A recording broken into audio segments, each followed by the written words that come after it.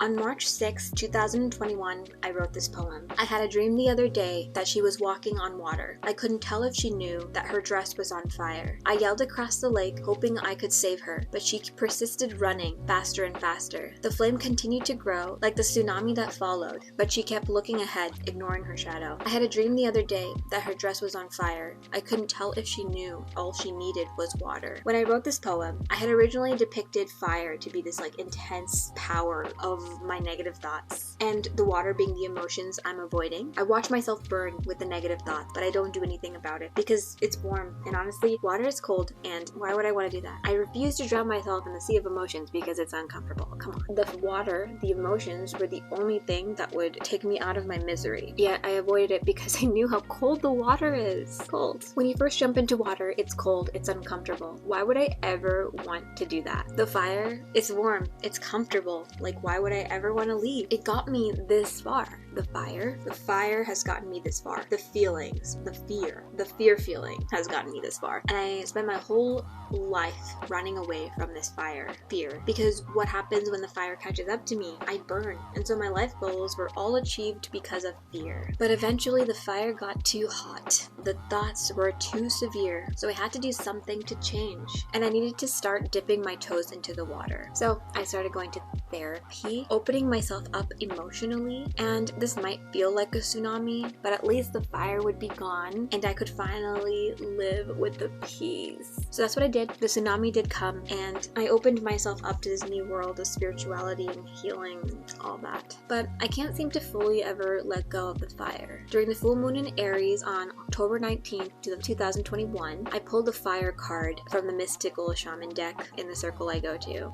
I just want to read this because it was so significant for me. Fire consumes anything that it touches. The flame reminds us that the impermanent nature of reality and how situations can quickly transform into beauty or chaos. Fire is passion. Its dancing flames invite us to reach to the sky, warmth and light and heavenly, yet too much heart can scorn us. To fully step into this energy of fire is to be utterly transformed, like the phoenix rising from the ashes. The invitation: warm your hands by the fire, by your inner fire. Let it burn away your hardships. Let it consume your pain and sorrows. And the thing is, that's what I've been doing my entire life. My entire life I've been setting it on fire. Card, what do you want from me? And I guess this kind of got me thinking, maybe I do like the fire. Maybe I want the fire. Because it's intense. It's passion. I kind of wrote an unfinished poem. It's like the fire inside me is warm, light, and heavenly. Then it burns my skin so swiftly, so easily. I spent a lifetime denying the feelings inside my body. It was scary. I didn't realize the fire could hurt me. It's like the fire inside me ignites and excites me because it brings me so much light. Why would I let it dim me? I'm afraid that if the fire stops shining, I'll dim my passions and desires to keep trying, and my life would be empty, nothing. It's like the fire inside me, it's burning me out slowly. It's far too scary, but I can't seem to let go of this energy. Like the sun, it tires me out quickly. It's impatient, it consumes, it screams so loudly. It's the fire inside me, knows the power it provides me. It wants all my attention. It's the water I can't stop ignoring. And I haven't figured out how to fully finish this poem or even bring it back full circle because I haven't finished that cycle in my life yet. I haven't fully explored the water. I only just started dipping my toes in the water and I haven't fully immersed myself in it and felt the healing powers that water holds. I just really need to sit in the water. And so I'm in Hawaii, as you probably can tell by my very cool outfit. This trip has actually given me a lot of perspective on 2022 in terms of this whole water theme I have going on. I don't know what got over me and for me to be 2022 is water. There was this part of me that was so convinced that I've been fire my whole life and I need to be water. I don't think I fully knew what that meant until I came on this trip. I kind of got the general idea water means consistency and continuous waves of things. Waves, they're intense and then they go slow down. Intense and then they slow down. But then fire is really intense for a short period of time. So in that sense, I got it. But when I got here, Hawaii has a lot of beaches, and when I got here, I was surprised to see how many rocks there are. The beaches are really rocky and honestly kind of dangerous in my opinion. I kind of noticed that in Hawaii, the sand is really rocky. Okay, rocks are hard and rocks hurt. I just want to be water. I want to be water. But it's not going to be easy. because I gotta go to the rocks first. Why are these beaches rocky? I don't understand. Because in San Diego, they're not like that, right? I was like, there's gotta be some kind of significance. I also like to find significance in everything, so should not be a shock to anybody. One thing that my brother told me was that... So basically, my theory is water crashes against the rocks to make sand. So Yes. I believe San Diego's sand is softer than Hawaii's sand because San Diego's coastline has been touching water for longer than Hawaii's coastline, because Hawaii For a longer time? for a longer time. Oh, Because that's San what the part I Diego was missed. part of this shit formed from a volcano, Okay. which was more recent. So there was less times in like the less millions of years for the sand to get softer over time. Well, timer's up because I'm about to fall. I was thinking there's gotta be something more to this, right? So I was thinking about Moana, and There's more to There's so much sand in my underwear right now. But anyway, I'm watching Moana.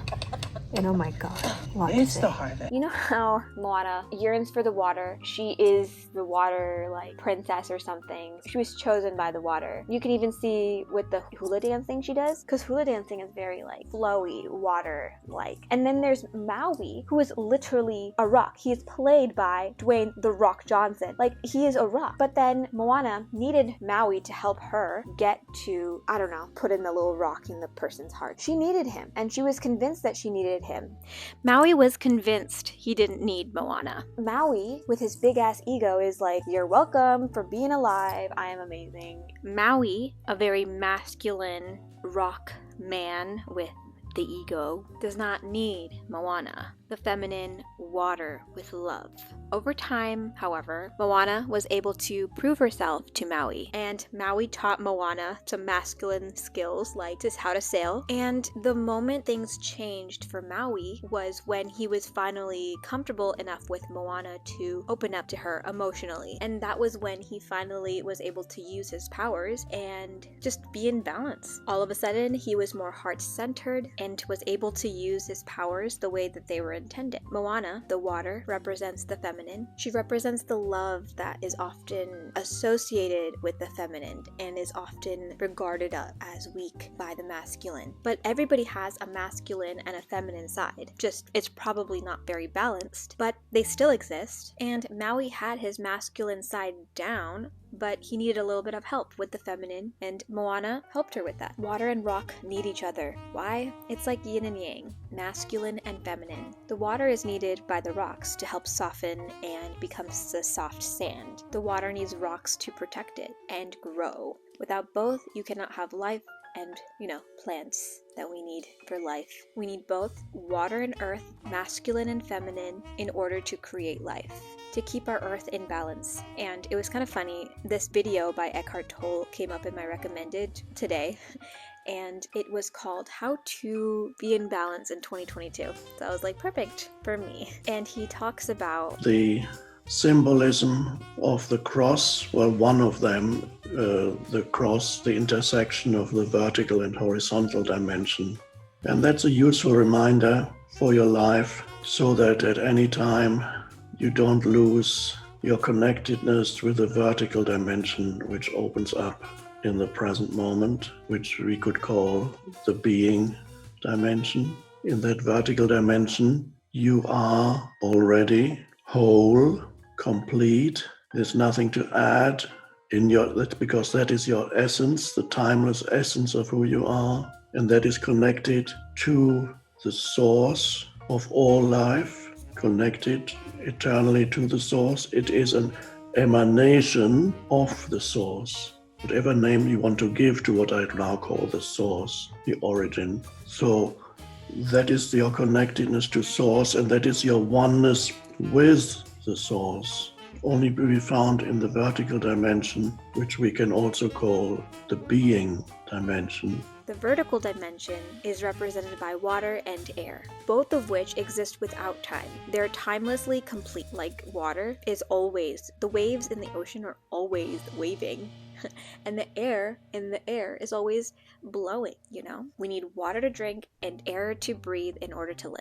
Or else we would die if we didn't have one of those. We would die immediately if we didn't have any of those. And yes, we need the horizontal dimension too. The horizontal dimension is the dimension, we could call it the doing. It includes thinking, because thinking is a kind of doing also. So the moment you move into thinking, you're in the horizontal dimension. And then thinking then becomes doing. You do something. In order to do something, immediately time needs to come in. You need time. Whatever you do, you need time. Even to make a cup of tea, you need time to make it. Thinking also requires time. That's part of the horizontal dimension, and you need time there. Time has the two polarities. The time, on the one hand, it enables you to grow, it enables you to evolve here in this dimension, but to acquire new knowledge, new experiences. As a person, you can become more mature, you can acquire more knowledge. But if there's a continuous lack of vertical, then the limitations of the person will increase as the older you get. You realize whatever you achieve on the horizontal dimension has enormous limitations and these are ultimately never fulfilling. But it's not to be denied. You need you need the horizontal also. You need to honor it. These dimensions. The art of living is to bring the two together so that when you're engaged in thinking and doing, you don't completely lose yourself in the thinking and doing. Which can be represented by fire and earth, both of which need time to be a thing. Fire can give energy and take it away even more quickly. And earth needs time to grow flowers and trees. But without the consistency of air and water, both cannot survive in this world. We need the fire and earth to get things done, to move forward in time, to grow, just like we need the masculine to get things done. But with the consistency of the water and air, we can stay satisfied and make the things that move us forward happen, right? Because you can't make things happen if you don't have the consistency of water and air. Does that make sense? Am I even making any sense? Without the vertical, we will never be satisfied because the future will never satisfy you. You can only find presence in the present moment, which is water and air, which is your being, your timeless essence. But without the horizontal, we can never move forward. We can never grow. Do I even really know? See, I feel like I've just been trying to find an answer, and I think I forgot what the question even was. You know, I don't even know what I'm looking for, and maybe I'm trying to find the answer to life, which is like, okay. But whatever the question was asked, I think it's about balance of all four elements, balance of the masculine and feminine, balance of the horizontal and vertical dimensions. Time will always be there to soften the rocks and create the sand that we need to connect the earth and water, and we need the powers of water and air in order to just be in the present moment. So in the middle of all four of these elements, we can find balance, and so we can be satisfied knowing that we're whole in the present moment and also grow for future moments. So back to Moana, because I never actually finished telling that story, which if you've watched a Disney movie, you know where I'm going with this, hopefully. But in Moana, at the end scene, they are fighting the big fiery monster that, you know, can't get into the water. So that's how Moana gets around the monster, is by just, you know, focusing on the water. And then when she gets across, she realizes that Te Fiti's gone, that the person that she needs to deliver the heart to is gone. And it turns out it was that fiery monster the entire time. Fire and earth is what that monster was made out of, and it was solely fire and earth. It had lost its heart, it had lost the vertical dimension of air and water because its heart was stolen. Its ego was taken over. It was fear. But Moana said, that's not who you are. That's not who you truly are. And that is like saying ego is not who you truly are. So that in order to find balance with ourselves, we can remember that vertical dimension and find balance in both of those things. And at the end, the monster turns into that beautiful goddess green thing, creating life itself and putting everything in balance. I don't know if that made any sense at all. I found the dichotomy in fire and the love-hate relationship I have with it. The fire, it excites me, it brings me passion, energy, but it's also tiring and it burns me out quickly. Fire is so overwhelming, so much so that I forget about water. Well, not anymore, my friends. I am fully becoming Korra.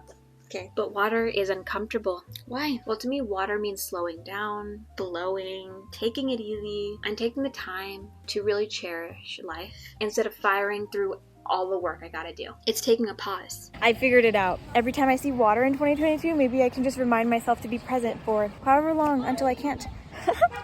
Maybe?